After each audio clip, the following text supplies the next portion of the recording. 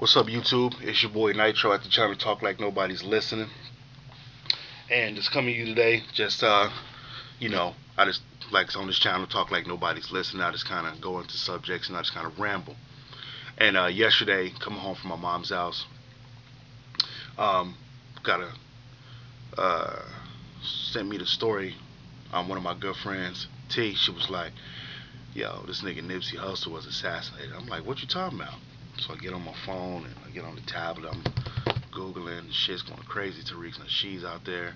Like, people are out there just, in line. With the reporters talking about this. Oh, there's some gang violence. Whoop to whoop. They interrupt. I'm like, nah, this ain't no gang stuff. They trying to correct the news people. I don't really fool with the news because I feel like the news is susceptible to tell us anything just to you know take the eyes off what's really happening. And it's pretty crazy. The guy like Nipsey, man, you would never thought somebody would just roll up to the front of the store, bop, bop, bop, roll off, no cameras, no nothing, nobody know. It just, after you heard that, the first thing, I don't know about you, but the first thing I thought was like, this don't sound right. Like, this ain't right. Like, there ain't no cameras, no pictures, or nothing. And then, if you already was rolling with Nipsey before, you already kind of know what he was about. Kind of the programs he was implementing inside the community, and it's just crazy, man, that this guy who had so much reach, so much touch, that was able, you know, to appeal to so many people, you know, this happened to him. Almost in the spirit of like Tupac and Biggie. That's almost what it feels like. It almost feels like, this is another one of those cases. So, and it's just crazy, like, because you almost feel like you don't know what to believe almost. Because I can totally see some jealous eyes, whoever from the other side going, oh, that's his store, and clout chasing, running up there and doing something silly like that. I can see that. But I can also see on the other side. But we'll get on the other side in 1 second. But this morning, dropping my daughter off at school, and I hear this thing on Instagram. This dude was like, I shot Nipsey, whoop de whoop. I pulled up and asked him what was he from. I said what I was from, and then, you know, I pulled it out, whoop whoop. Now he, on the whatever, trying to get away from the crime scene. I'm just like, is somebody really that dumb to shoot a public figure like him and then brag about it on live with your face, your real name, all that? I was like, dude, you gotta be, like, you're dumb as shit. Excuse my French, but you dumb as you. That ain't a part of the game. Like, killers move in silence, man. And if you just clout chasing, you gotta be sure that's gonna catch up to you, but not in a way that you expect it's gonna catch up to you. And then you start thinking about it, you was like, man, you know, really? Like, but then you start thinking about the other side, and the other side of it is on some conspiracy shit. You like, okay, he was going to do the Dr. Sebi documentary. We read stories about him investing in blockchain and another cryptocurrency, about doing the STEM, about the STEM program all over the nation in the inner cities, changing around the way little kids think, giving them a different outlook to do more stuff. And it's just like, you like, and I heard him all on a couple different interviews where he talked about, when you start dipping in pharmaceuticals pockets, that's when you really start to have these serious issues. Like, that ain't on no gang shit. Just, that's on some real, like, that's millions and millions of dollars you're taking out of somebody's pocket. And, I mean, if you follow the money, you know that this world, this corporation, this country runs off one thing, and that is paper, cash, money, wealth, the cash flow. So, and the two biggest, complexes in America is prison industrial complex and also pharmaceutical complex.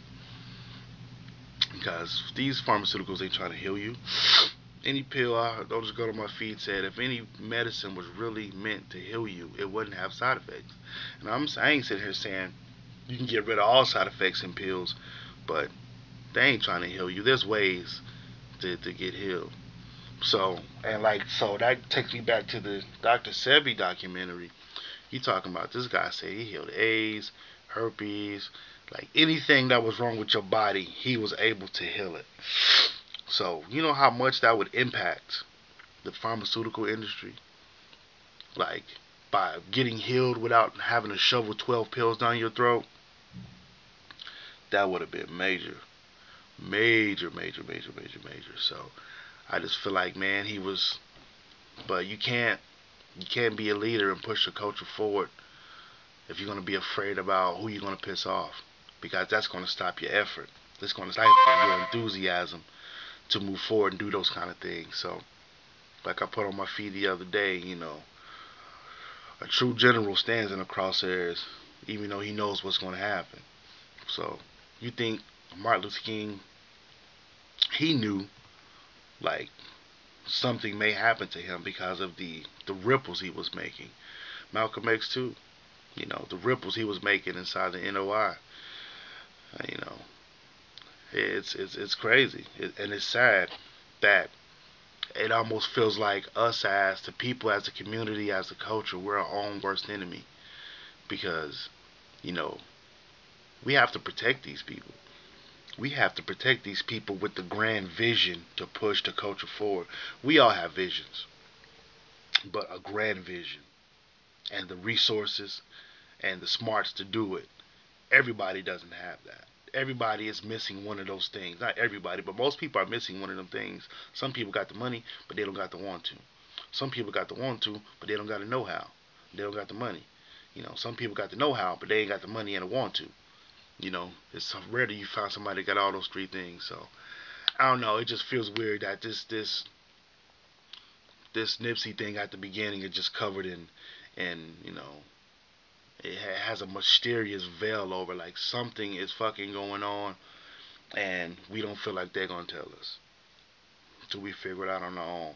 I mean, thankful today we in the age of cell phones and shit, because we got people like Tariq Nasheed who was on the ground immediately out in front of the store. Now we know if anybody gonna tell the truth, whether you like or hate the guy, Tariq Nasheed's gonna tell the truth. You know, it's just what it is. If you hate the motherfucker or not, excuse my language, if you hate him or not, he's gonna tell you what's real. And people like that, we need people like that to give us this news instead of listening to whoever who's on channel whatever you look at. So, me personally, I'm tuning in with people like him, people like Raspy Ross. That's just who's gonna keep it 100 and tell you exactly what we need to do. And these young leaders, we have to protect them. We have to, because if we don't, who's gonna do it? That's the only way we move the community, the culture forward.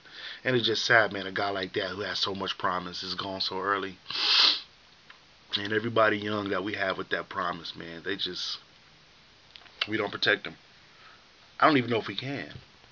How do you protect somebody against someone who's able to murder anybody in your neighborhood and not get caught for that? If that's what the situation is. If this on some conspiracy shit, how do you fight them? How do you say enough is enough without getting your ass murked too? It's like, what do you do? I don't know. I ain't smart enough to figure that out yet, but with that being said, man, we all got to be careful. We all got to move as a unit, and we got to stick together. This fucking gang violence, if that's what it is dumb as shit. All we doing is getting rid of soldiers that we could have used in this war to move us forward. Like, we can't kill us. The police killing us on top of sending us to prison. We got to cut it somewhere. We got to bring these boys back to reality. And I know in these inner cities it's hard to cut that gang violence because it's so easy to get a gun and to get dope and to go out here and slang it. And it's such easier to be a gangster when you have nothing else. And that's where a lot of these inner cities, that's where we lose these kids at, because telling the kid if you work hard or you do this, you learn that. It's hard for them to grasp the concept. Then seeing doughboys whip out wads of money and driving nice cars and wearing Jordans and all that. It's hard to say, well, hell, I can just do this instead of getting that now money, especially if you ain't got no money at all.